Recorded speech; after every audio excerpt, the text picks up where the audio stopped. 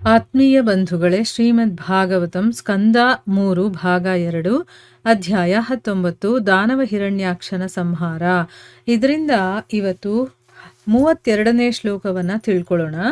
ಶ್ಲೋಕ 32. ಮಯಾ ಯಥಾನೂಕ್ತಮವಾದಿತೆ ಹರೇಃ ಕೃತಾವತಾರಸ್ಯ ಸುಮಿತ್ರ ಚೇಷ್ಟಿತಂ ಯಥಾ ಹಿರಣ್ಯಾಕ್ಷ ಉದಾರ ವಿಕ್ರಮೋ ಮಹಾಮೃಧೆ ಕ್ರೀಡನವನ್ನಿರಾಕೃತಃ. ಅನುವಾದ. ಮೈತ್ರೇಯರು ಮುಂದುವರಿಸಿದರು. ಪ್ರಿಯವಿದುರ, ದೇವೋತ್ತಮ ಪರಮಪುರುಷನ ಆದಿ ವರಾಹ ಅವತಾರವನ್ನು ನಿನಗೆ ವಿವರಿಸಿದ್ದೇನೆ. ಅಲ್ಲದೆ ಆತನು ಮಹಾಯುದ್ಧದಲ್ಲಿ ಅಪೂರ್ವ ಶಕ್ತಿಯ ದಾನವನನ್ನು ಕೇವಲ ಆಟಿಗೆಯೋ ಎಂಬಂತೆ ಸುಲಭವಾಗಿ ಸಂಹರಿಸಿದ್ದನ್ನೂ ಬಣ್ಣಿಸಿದ್ದೇನೆ. ನನ್ನ ಸದ್ಗುರುಗಳಿಂದ ಅಧಿಕೃತವಾಗಿ ಕೇಳಿದಂತೆಯೇ ಇದನ್ನು ವರ್ಣಿಸಿದ್ದೇನೆ. ಇದು ಶ್ಲೋಕ ಮತ್ತು ಅದರ ಅನುವಾದ. ಈಗ ಭಾವಾರ್ಥದ ಮೂಲಕ ನಾವು ಇದರ ಅರ್ಥವನ್ನು ತಿಳ್ಕೊಳ್ಳೋದಕ್ಕೆ ಪ್ರಯತ್ನ ಮಾಡೋಣ. ಹೋದ ಭಾಗದಲ್ಲಿ ನಾವೇನು ತಿಳ್ಕೊಂಡಿದ್ವಿ? ಮೈತ್ರೇಯರು ಹೇಳ್ತಾರೆ, ಮಹಾ ಭಯಂಕರ ದಾನವನಾದಂತಹ ಹಿರಣ್ಯಾಕ್ಷನನ್ನ ಕೊಂದ ಮೇಲೆ ವರಾಹ ಜಾತಿಗೆ ಮೂಲನಾದಂತಹ ಸರ್ವೋತ್ತಮ ಭಗವಂತನಾದ ಹರಿ ತನ್ನ ಸ್ವಧಾಮಕ್ಕೆ ಮರಳುತ್ತಾನೆ. ಅಲ್ಲಿ ಅವಿಚ್ಛಿನ್ನವಾಗಿ ಸದಾ ಉತ್ಸವ ನಡೆದಿರುತ್ತೆ. ಬ್ರಹ್ಮದೇವನೇ ಮೊದಲಾದ ದೇವತೆಗಳು ಭಗವಂತನನ್ನ ಸ್ತೋತ್ರ ಮಾಡಿಕೊಳ್ತಾರೆ, ಅಂದ್ರೆ ಭಗವಂತನನ್ನ ಪ್ರಾರ್ಥನೆಯನ್ನ ಮಾಡ್ಕೊಳ್ತಾರೆ, ಅವನಿಗೆ ನಮಸ್ಕಾರಗಳನ್ನ ಮಾಡ್ಕೊಳ್ತಾರೆ. ಮೈತ್ರೇಯರು ಮುಂದುವರೆದು ಹೇಳ್ತಾರೆ, ಈಗ ಪ್ರಿಯವಿದುರ, ದೇವೋತ್ತಮ ಪರಮಪುರುಷನ ಆದಿವರಾಹ ಅವತಾರ ಇದೆಯಲ್ಲ, ಅದರ ಬಗ್ಗೆ ನಿನಗೆ ವಿವರವಾಗಿ ಹೇಳಿದ್ದೀನಿ. ಅಷ್ಟೇ ಅಲ್ಲದೆ ಅವನು ಮಹಾಯುದ್ಧದಲ್ಲಿ ಅಪೂರ್ವವಾದಂತಹ ಶಕ್ತಿಯ ದಾನವನನ್ನ ಕೇವಲ ಆಟಿಕೆ ಅನ್ನೋ ರೀತಿ, ಅಂದ್ರೆ ಈಗ ಒಂದು ಚಿಕ್ಕ ಆಟಿಕೆಯೇನೋ ಅನ್ನೋ ರೀತಿ ಸುಲಭವಾಗಿ ಸಂಹಾರ ಮಾಡಿದ್ದನ್ನು ಕೂಡ ನಾನು ವರ್ಣಿಸಿದ್ದೀನಿ ಅಂತ ಹೇಳ್ತಾರೆ. ಅಂದ್ರೆ ಒಂದು ಆಟ ಸಾಮಾನು ಇರುತ್ತಲ್ವಾ, ಅದರಲ್ಲಿ ಒಬ್ಬ ಜಯಂಟ್ ತರ ಇರ್ತಾನೆ ಅನ್ಕೊಳ್ಳಿ. ಆಟ ಸಾಮಾನಲ್ಲಿರುವಂಥ ಜಯಂಟ್ನ ನಾವು ಸುಲಭವಾಗಿ ಮುರಿದಾಕ್ತೀವಿ. ಅದರಿಂದ ನಮಗೇನಾದರೂ ಭಯ ಆಗುತ್ತಾ? ಇಲ್ಲ.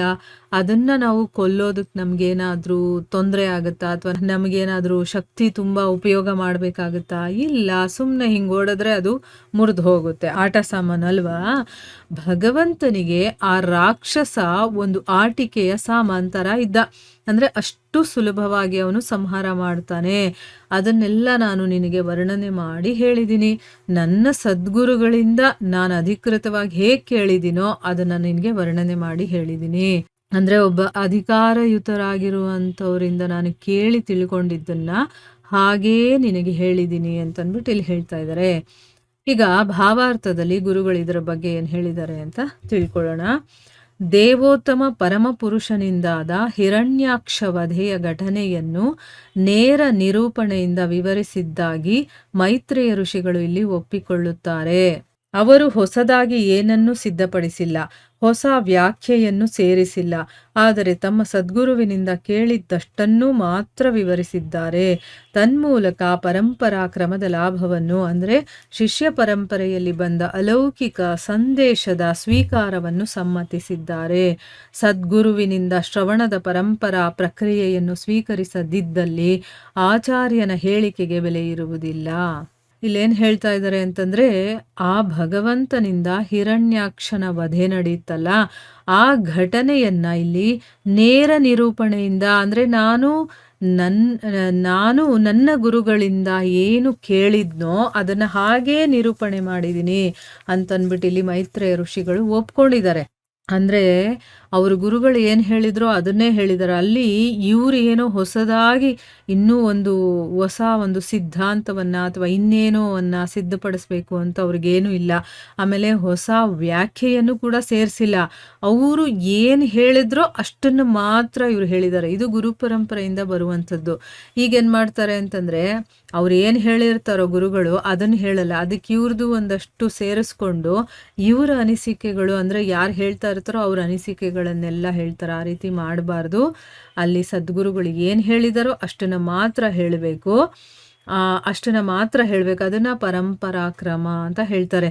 ಅಂದರೆ ಇಲ್ಲಿ ಮೈತ್ರೇಯ ಮಹರ್ಷಿಗಳು ಸದ್ಗುರುಗಳಿಂದ ಏನು ಕೇಳಿದ್ರು ಅದನ್ನು ಮಾತ್ರ ವಿವರಣೆ ಮಾಡಿ ಪರಂಪರಾಕ್ರಮದ ಲಾಭವನ್ನು, ಅಂದರೆ ಶಿಷ್ಯ ಪರಂಪರೆಯಲ್ಲಿ ಬರುತ್ತಲ್ಲ ಅಂಥ ಅಲೌಕಿಕ ಸಂದೇಶದ ಸ್ವೀಕಾರವನ್ನು ಇಲ್ಲಿ ಅವರು ಸಮ್ಮತಿಸಿದ್ದಾರೆ. ಹೌದು, ಗುರುಗಳು ಏನು ಹೇಳ್ತಾರೋ ಅಷ್ಟನ್ನು ಮಾತ್ರ ನಾವು ಹೇಳಬೇಕೆ ಹೊರತು ಎಕ್ಸ್ಟ್ರಾ ಏನು ನಾವು ಹೇಳಕ್ಕೆ ಹೋಗಬಾರ್ದು ಅಂತ, ಆ ರೀತಿ ಅದನ್ನು ಕೂಡ ಇಲ್ಲಿ ನಾವು ಅರ್ಥ ಮಾಡ್ಕೋಬೋದು. ಗುರು ಪರಂಪರೆಯಲ್ಲಿ ಈ ರೀತಿ ಬರಬೇಕು, ಅವ್ರು ಏನು ಹೇಳಿರ್ತಾರೋ ಅಷ್ಟನ್ನು ಮಾತ್ರ ನಾವು ಬೇರೆಯವರಿಗೆ ಅಲೌಕಿಕವಾದಂತಹ ಒಂದು ವಿಚಾರಗಳನ್ನು ಹೇಳಬೇಕೆ ಹೊರತು ಅಲ್ಲಿ ನಮ್ಮ ಒಂದು ಯೋಚನೆ, ನಮ್ಮ ಒಂದು ಬುದ್ಧಿಮಟ್ಟ ಏನಿರುತ್ತೋ ಅದರಲ್ಲಿ ಏನೇನು ಯೋಚನೆಗಳು ಬರ್ತೋ ಅದನ್ನೆಲ್ಲ ಹೇಳಕ್ಕೆ ಹೋಗಬಾರ್ದು.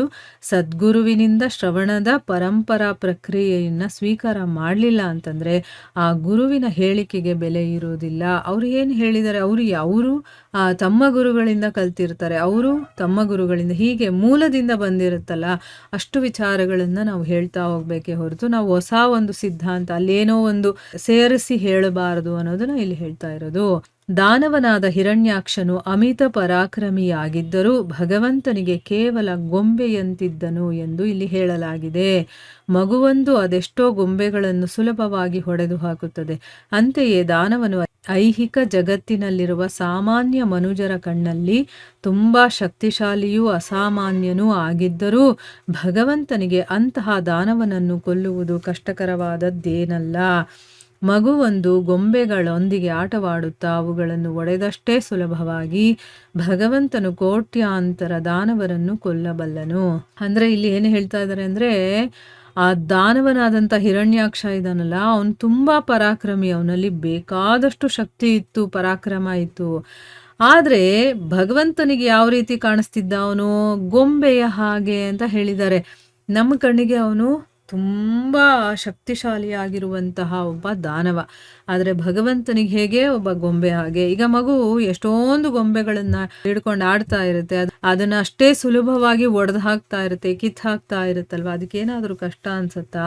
ಇಲ್ಲ. ಅದೇ ರೀತಿ ದಾನವ ಐಹಿಕ ಜಗತ್ತಿನಲ್ಲಿರುವಂತಹ ನಮ್ಮಂಥ ಸಾಮಾನ್ಯ ಜನರ ಕಣ್ಣಿಗೆ ತುಂಬ ಶಕ್ತಿಶಾಲಿ ಮತ್ತು ಅಸಾಮಾನ್ಯ, ಅವನಷ್ಟು ಶಕ್ತಿಶಾಲಿಗಳು ನಾವಲ್ಲ ಅನ್ನೋ ಹಾಗಿದ್ರೂ ಕೂಡ ಭಗವಂತನಿಗೆ ಆ ರೀತಿಯ ದಾನವನನ್ನು ಕೊಲ್ಲೋದು ಕಷ್ಟ ಏನಲ್ಲ. ಹೇಗೆ ಒಂದು ಮಗು ಗೊಂಬೆ ಜೊತೆ ಆಡ್ತಾ ಆಡ್ತಾ ಅದನ್ನಷ್ಟೇ ಸುಲಭವಾಗಿ ಕಿತ್ತಾಕಿ ಒಡೆದು ಹಾಕಿ ಆ ರೀತಿ ಮಾಡುತ್ತೋ ಆ ರೀತಿ ಭಗವಂತ ಕೋಟ್ಯಾಂತರ ದಾನವರನ್ನು ಕೂಡ ಕೊಲ್ಲಬಲ್ಲ ಅಂತಂದ್ಬಿಟ್ಟು ಇಲ್ಲಿ ಹೇಳ್ತಾ ಇದ್ದಾರೆ. ಅಂದರೆ ಭಗವಂತ ಅಷ್ಟು ಶಕ್ತಿಶಾಲಿ ಅನ್ನೋದು ಇದರ ಅರ್ಥ.